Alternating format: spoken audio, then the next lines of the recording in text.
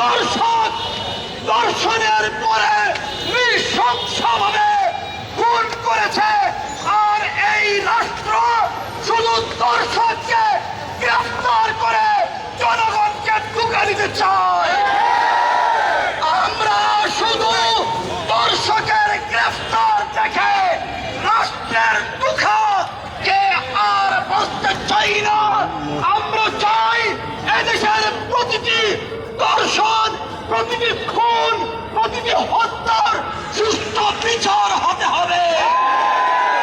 আমরা দেখছি আমাদের কন্যা, আমাদের বোন, বাংলাদেশের কন্যা রামিসাকে যেভাবে হত্যা করা হয়েছে, এটা বাংলাদেশের বিচারহীনতার সংস্কৃতির প্রতিচ্ছবি।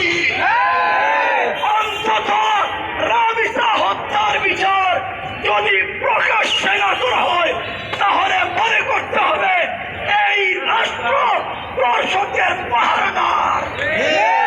আমাদের স্পষ্ট বক্তব্য, রামিসা হত্যার বিচার হতে হবে, অবিলম্বে বিচার হতে হবে, প্রকাশ্যে বিচার হতে হবে। সংগ্রামী সাথী ও বন্ধুগণ, আপনারা আমাদের ব্যানারে দেখতে পাচ্ছেন এই কিছুদিন আগে শুভেন্দু মোদী সেই দূষর পশ্চিমবঙ্গে নির্বাচিত হওয়ার পরে একের পর এক মুসলমানদের উপরে যেই জুলুম নির্যাতন আরম্ভ হয়েছে, গরু কুরবানি বন্ধ করে দেওয়া হয়েছে, মানুষ জুমার নামাজ প্রকাশ্যে পড়তে পারবে না এবং বাংলাদেশ সীমান্তে কারাগারের বেড়া দেওয়া হচ্ছে। আমরা এর প্রতিবাদ জানাই, এর তীব্র প্রতিবাদ জানাই, ঠিক না বেঠি? এবং এই হত্যার আমিষা নয় 2013 সালের 5ই মে এই শাপলা চত্বরে আমাদের আলেম উলামা এই দেশের তাওহীদি জনতাকে যেইভাবে হত্যা করা হয়েছিল, ওই হত্যার কি বিচার হয়েছে? ওই শাপলা চত্বরের বিচার হয় নাই, পিলখানা হত্যার বিচার হয় নাই, যেখানে সেনা অফিসারদেরকে, মেজর শাকিলকে, সেনা প্রধান সেদিন বিয়ার প্রধানকে ওই বিএসএফ পিলখানার মধ্যে পুড়িয়ে মারা হয়েছে।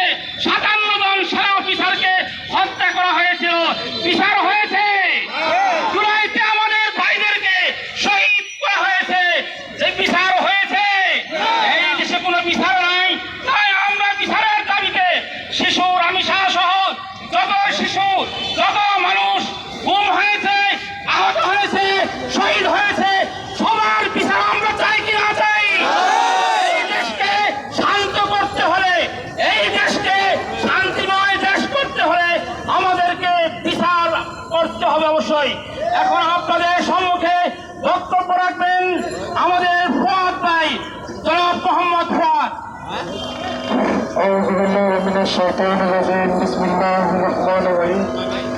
জাতীয় মসজিদ বাইতুল মুকাররমে আজকের এই জুম্মার নামাজ পরবর্তী সংক্ষিপ্ত সমাবেশে আজকে উপস্থিত রয়েছেন আমাদের দুঃখ ভারাক্রান্ত হৃদয়ের মধ্যে হয়।